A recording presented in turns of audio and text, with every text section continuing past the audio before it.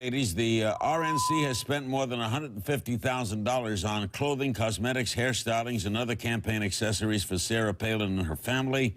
What does that do to the hockey mom image, Georgette? Well, I think we want her to look good. And by the way, it isn't taxpayers' money. It's RNC money. I mean, I'm one of those who wrote a check out to the RNC, and I'm glad they're spending it on her looking fantastic. There's nothing wrong. What's disingenuous is when you have someone like Michelle Obama go on The View in a $56 dress, which, by the way, I thought she looked fabulous in. But actually, the person that designs most of her clothes is a designer in Chicago by the name of Maria Pinto.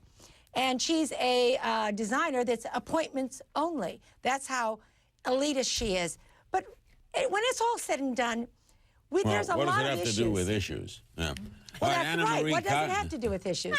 Anna Marie Cox, what do you think? Well, to be totally fair, I have to say I think that, number one, people don't realize what an expensive hobby that hockey is, so who knows how typical that is.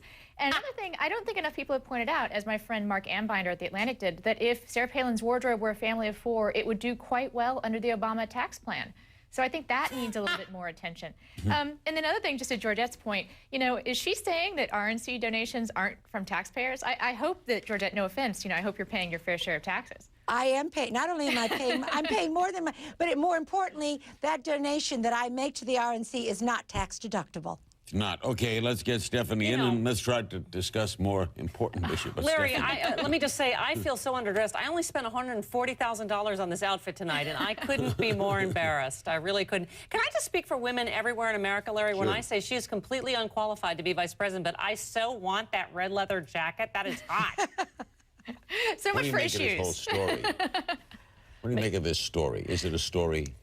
You know, I think it is. When she's out talking about Joe's six-pack and Joe Plumber and everyone else in the world named Joe, yes, I think, and that and the story today, Larry, that, you know, at taxpayer expense in Alaska, she flew her kids to all these events and had the Alaska taxpayers pay for it when they weren't even invited, and she's supposed to be a reformer. I think that's a story. Yeah, Georgette, what do you make about that? More than $21,000 in state money flying the family around.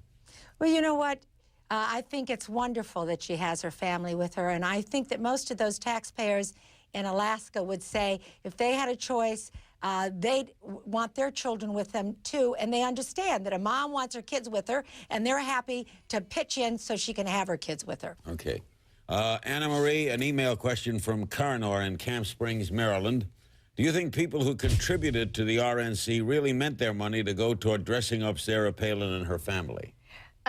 I doubt if they did, and I think at this point, if I was an RNC contributor, I'd be looking at what a week's worth of ads in Colorado would cost, which I gather is a little around $150,000. And I think it might do a little more good. And this is where I have to say, I think Sarah Palin looks pretty hot no matter what she's wearing. Why did she need $150,000 worth of anything?